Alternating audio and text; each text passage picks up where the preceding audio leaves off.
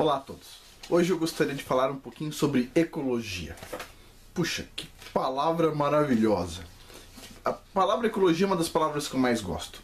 A palavra ecologia ela é formada por duas partes, né? Ecologia, que significa estudo da casa. Ok? Ecologia significa estudo da casa. Bom, que casa? A natureza é nossa casa. Então aí vem uma pergunta, né? Que é o seguinte. Bom, muitas pessoas reclamaram comigo porque eu disse que o ser humano está acima da natureza. E as pessoas falaram, não, o ser humano depende da natureza. Bom, mas a palavra ecologia está correta. Estudo da casa. A natureza é a casa que o Criador do Universo, o Rei dos Reis, deu pra gente. A gente tem que cuidar dela muito bem. Agora, vem a pergunta. Num terremoto, a casa cai, por exemplo. Você fica mais preocupado com a casa que caiu ou com a pessoa que está embaixo do escombro? Com a pessoa, né? Pois é. Para o Rei dos Reis, o Criador do Universo, que deu essa casa maravilhosa pra gente, que é a natureza, para ele, nós estamos acima da natureza.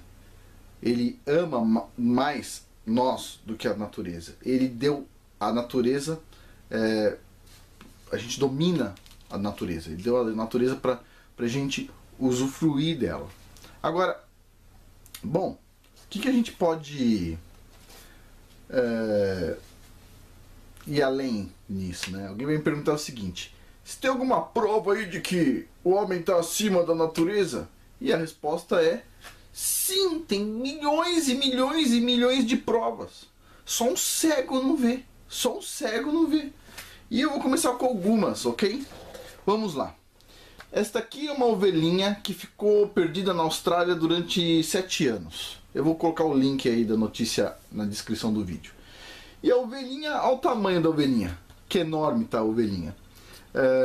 Bom, ela ficou 7 anos sem ninguém tosar a lã dela, ok? Essa lã toda em volta, ela ficou enorme, gigantesca, e ela já não conseguia andar. Ela estava com dificuldade de andar. A ovelha estava muito sofrida. Aqui já está ela depois que tosaram a lã da ovelha, né? Bom, essa mesma ovelhinha, olha só. Aqui essa manta de lã e a ovelhinha saindo lá de dentro, bem pequenininha. Olha só que interessante.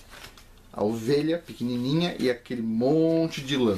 Um monte de lã. Olha aqui a nossa amiga aqui. Olha o tamanho da ovelhinha. Gigantesca, olha. Encostando a lã no chão, olha só. Nem tem espaço aqui embaixo. Impressionante. Então, vamos fazer uma pergunta aos evolucionistas. Bom, a ovelhinha demorou milhões e milhões de anos para aparecer e virar uma ovelhinha. Beleza. E aí tinha lá um homem primitivo qualquer, não importa. E, bom, quem tosava a lã da ovelha? Quem tosava? Era o homem primitivo, já pensou? Ele pegava um pedaço de pedra e ia cortando a lã da ovelha? Ah, meu.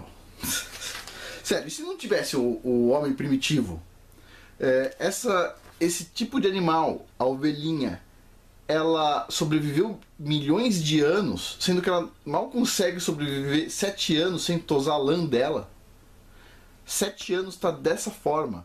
Como é que ela ficou 200 anos, 1000 anos, 10 mil anos, 100 mil anos sem ninguém tosar a lã? Como é que ficou isso?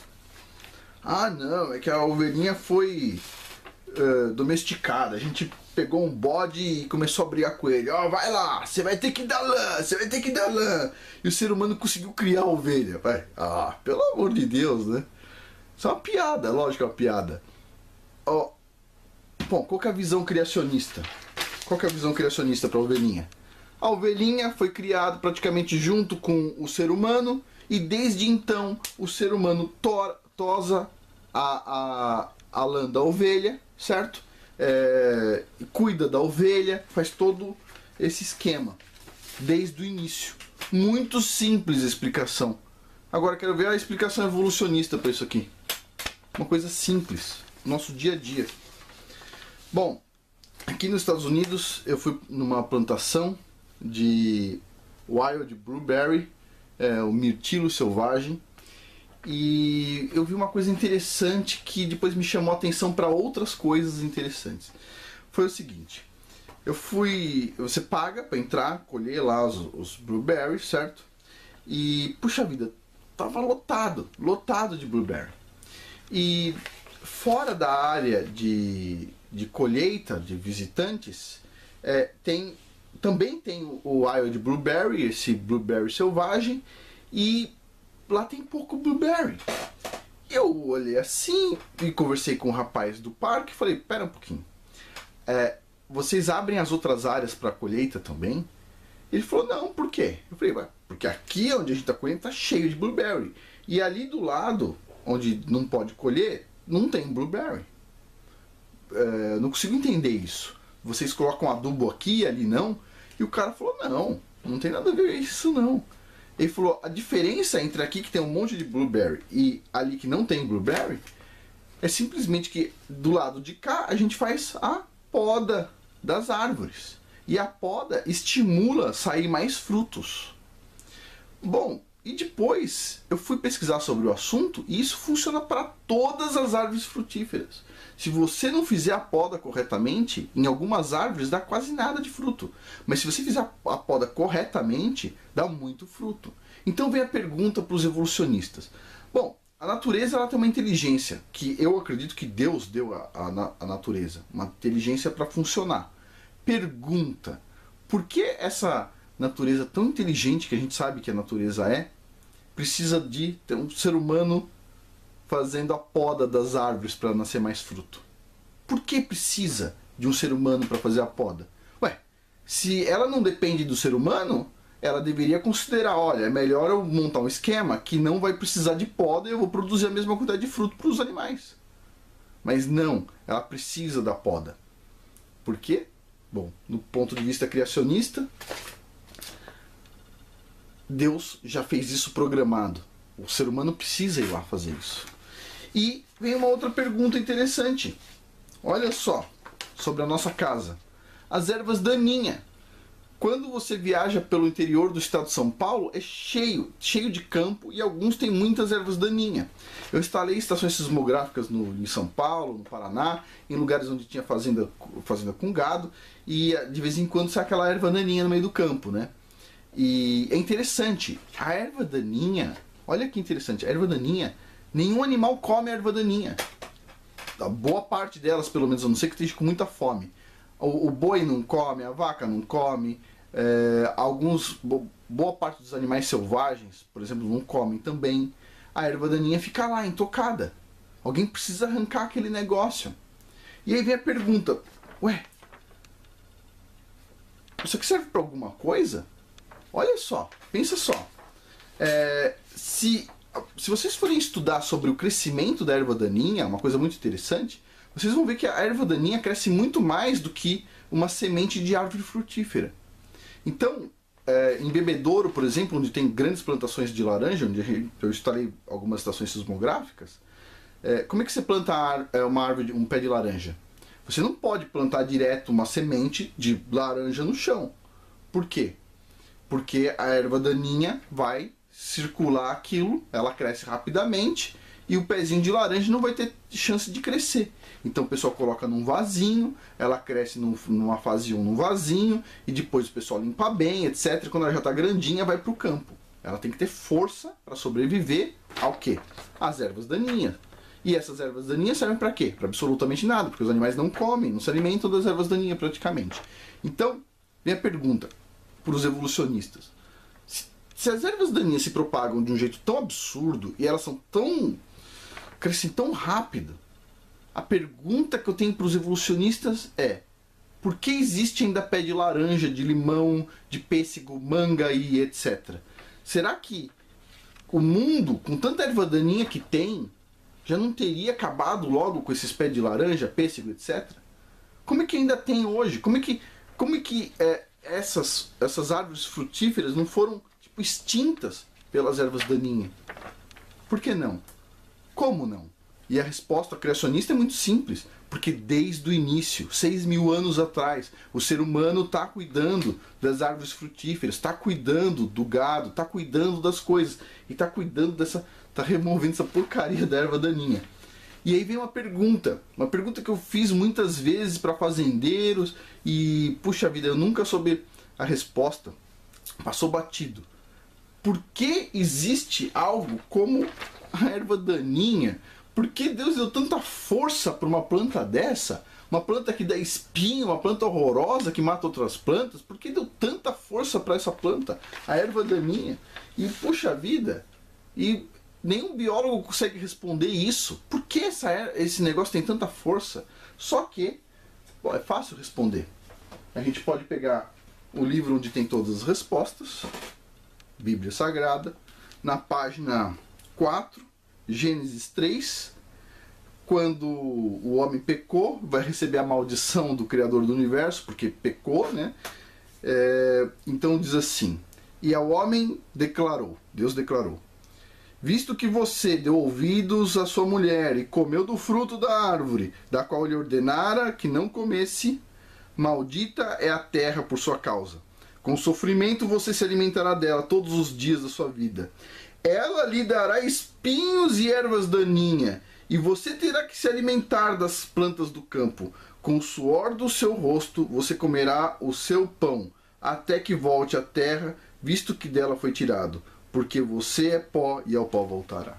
Ou seja, a erva daninha, essa plantinha aqui que dá tanto trabalho para todo mundo, é uma maldição que a gente recebeu, né, por ter cometido um pecado. Foi uma maldição leve, os agricultores conseguem trabalhar bem com isso aqui, não é verdade? E, bom, faz parte.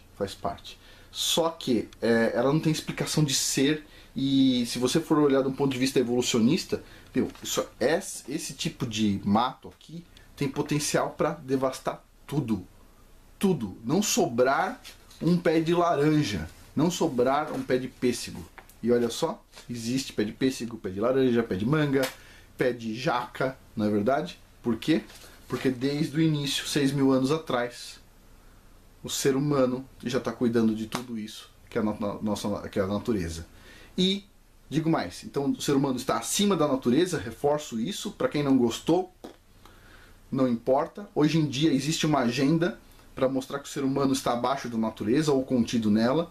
Eu vou deixar 2 vídeos abaixo, muito importantes. Um é do canal Tradutores de Direita, que se chama Guerra aos Humanos, onde o pessoal está criando legislações para impedir que o ser humano possa arrancar uma erva daninha, dizendo que o seguinte: a erva daninha sente dor também, como o ser humano. Como se a erva daninha tivesse capacidade de fazer isso que a gente está fazendo aqui, ó, se comunicando dessa forma, de uma forma articulada.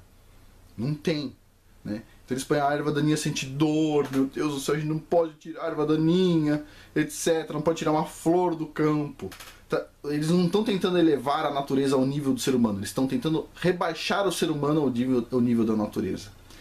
E vou deixar mais um link abaixo sobre um pessoal em Paris reclamando lá dos maus tratos com os animais. Eu concordo que muitos animais são maltratados e acredito que a forma como o pessoal cria vacas e bois hoje em dia não é a melhor, deveriam ser fazendas pequenas, né, com agricultores locais, mas o pessoal se deixando marcar com ferro e fogo na pele, que nem que se faz com gado, se igualando ao animal, só para chocar a gente. Isso faz parte só para chocar a gente. Só que eu tenho uma mensagem para essas pessoas também. O ser humano não só está acima da natureza, como ele não depende da natureza. Meu Deus do céu, alguém vai falar que eu falei uma heresia. O ser humano depende sim da natureza. Não, o ser humano não depende da natureza. Por quê? Porque no dia que a gente faz a travessia, a gente passa para o outro lado, certo? Quando a gente vai encontrar nossos antepassados, quando a gente embarca dessa para melhor, o corpo fica. E a nossa alma, o nosso espírito vai para o outro lado. E quando ele vai, a natureza vai junto? Não. A natureza não pode ir para lá, não é verdade? A natureza é útil aqui, nesse mundo físico, onde está nosso corpo. Mas no mundo espiritual, a natureza não está lá. Então, o ser humano ele transcende a natureza. Ele tanto está aqui e domina sobre a natureza, e também Deus usa a natureza muitas vezes para nos mandar recados, para gerar eventos que vão mudar a história muitas vezes. Ele usa a natureza. Agora, a gente está aqui para dominar sobre a natureza. E lá do outro lado, a gente não precisa dela. Certo? É o plano espiritual. Bom, por hoje é isso. Reafirmando, o ser humano está acima da natureza. E quem não gostar, bom, aí pode assistir o vídeo sobre o pessoal marcando com ferro e fogo o gado e vai lá pedir para receber uma marca também. Eu não tenho nada contra, cada um com sua loucura, não é verdade? Bom, por hoje é isso. Muito obrigado.